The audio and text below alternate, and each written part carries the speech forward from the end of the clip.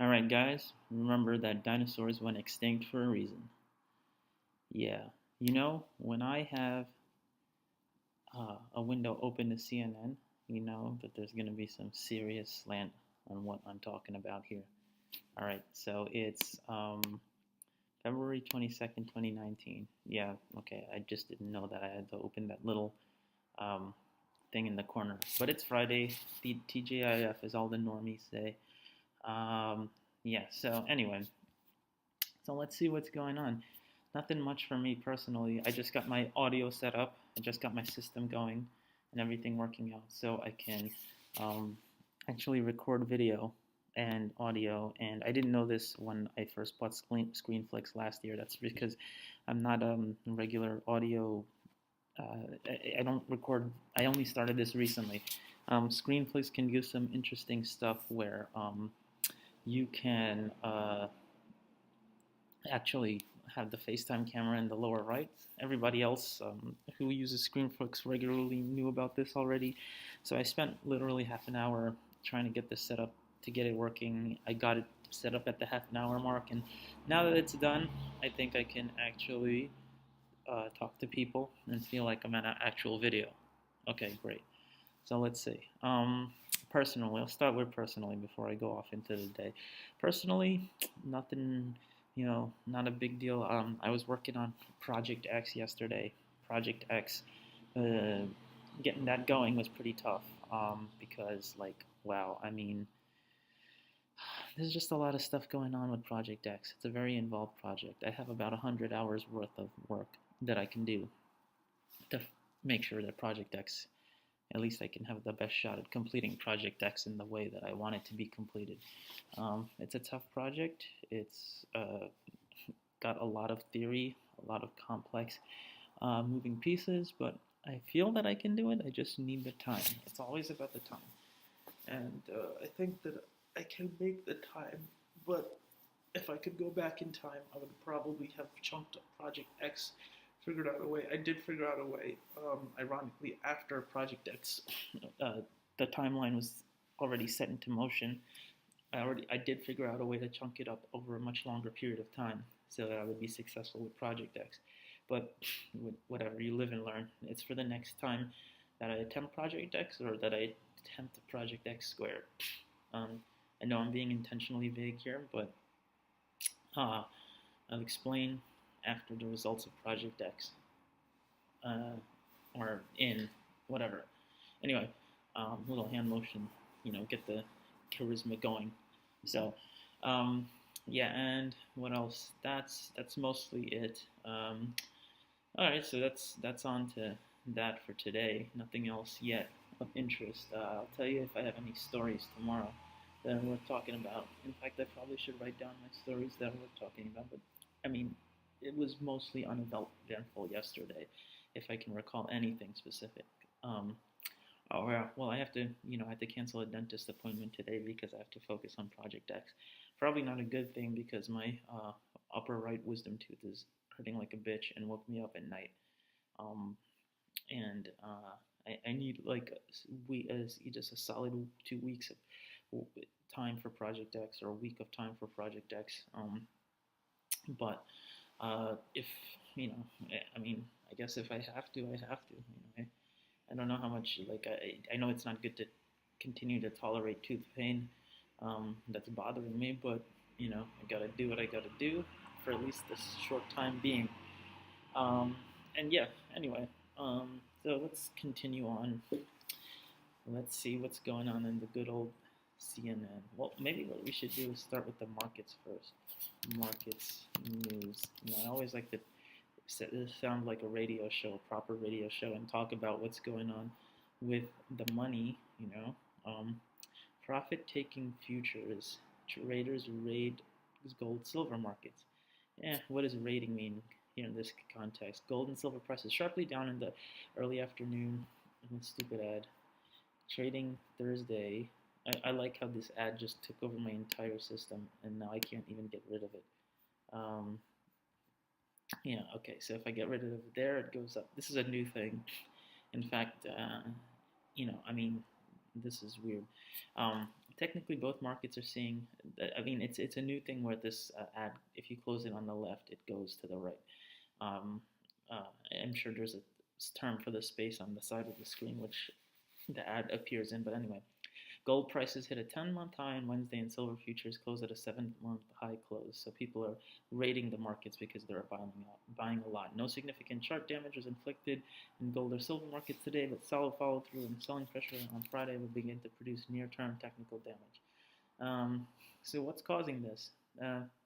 Of course, it's the trade talks. There were new reports today of the ongoing U.S.-China trade talks taking place this week in Washington, D.C. They're going well. That allows a bit more trader investor risk appetite to be present in the marketplace. Reuters reported late Wednesday that U.S. and China officials are outlining a deal to end the trade war. As this is the same thing that I hear every single day. What are you going to do? I mean, there's always a thing about ending the trade war. Reports said agreements in principle are being drawn up in 6 major areas. Reports also said U.S. President Trump and Chinese President Xi Jinping. Okay, I mean, great. May hold. I'm reading this random site here. Jinping, and it's Xi Jinping. They usually say the whole name, but whatever. May hold a summit in March to finalize the deal. Okay, that is so boring. I will never start off with market news again like that unless I really know what I'm talking about, and that requires me researching the market, of which I started doing with the oil market. So if you give me some time, I think I could become an oil baron of sorts, or at least an oil analyst, or an alternative energy analyst, whatever way you want to frame it. Something of my interest recently, because it seems like, the only way to really get to the money is to, go through the channels that are established in this world for making money. YouTube happens to be one of them, and that's not exactly why I'm recording these videos, but I would say that I won't be mad if there's some way in the future that compensation does occur because of these things. Anyway, in jail, almost escaped, narrowly escaped. So this is saga on the left. Let's start from left to right. They were once Trump's alpha male political and legal fixer, seemingly immune from the consequences of their willingness to walk in the dark side. So this is Paul Manafort, this is Michael Cohen, this is Roger Stone, and they all, we've all been learning about them. It's sad to focus so much time on little people like this. May face longest political. Let's see, Mitch McConnell, another one, and this is the other one. The ISIS bride sues Trump administration and seeks her return. I don't agree with this. I mean, let's say maybe I'm too quick to judge. I haven't read over, the details of her coming over to the United States. Father was out. I did see an interview on CNN yesterday about this, and I'll say that I didn't, like the lawyer that was represented her seemed to have some, interesting arguments, not necessarily in a good way. The way that it was framed was that she wanted to face consequences in the United States. Well, it seems kind of like that if you come to face consequences in the United States, if you want to face those in the United States, to actively willing to face consequences at all, in that manner. Everybody knows Enterprise picks you up, but can they solve all my transportation needs? I really need to figure out how to block these ads on CNN. Anyway, lawsuit. Ahmed Ali Muthana filed this lawsuit on Thursday federal court to prevent what he calls an unlawful attempt by the United States to rescind his daughter's citizenship. Unlawful attempt, yeah, after she defected to ISIS. At 19, Muthana, who is from Hoover, Alabama, traveled to Syria to join ISIS. 5 years later, Muthana now says she regrets what she did and she wants to return to the United States, making such a big deal about this. President Trump tweeted Wednesday he directed Secretary Pompeo to not allow Muthana back into this country. Pompeo declared the same day in his statement that Muthana is not a U.S. citizen and will not be admitted to the United States. She does not have any legal basis in valid U.S. passport, no right to a passport, nor any visa to travel to the United States. Speaking on Thursday, Pompeo confirmed the administration position that Muthana was not a citizen because of her father's diplomatic status when she was born. Now, it seems that there's some game playing being. I mean, that's a technicality, but if she that's a technicality that, as the hyper liberal people would say, flies in the face of birthright citizenship. The lawsuit filed by her father seeks injunctive relief preventing the United States government from unconstitutionally robbing.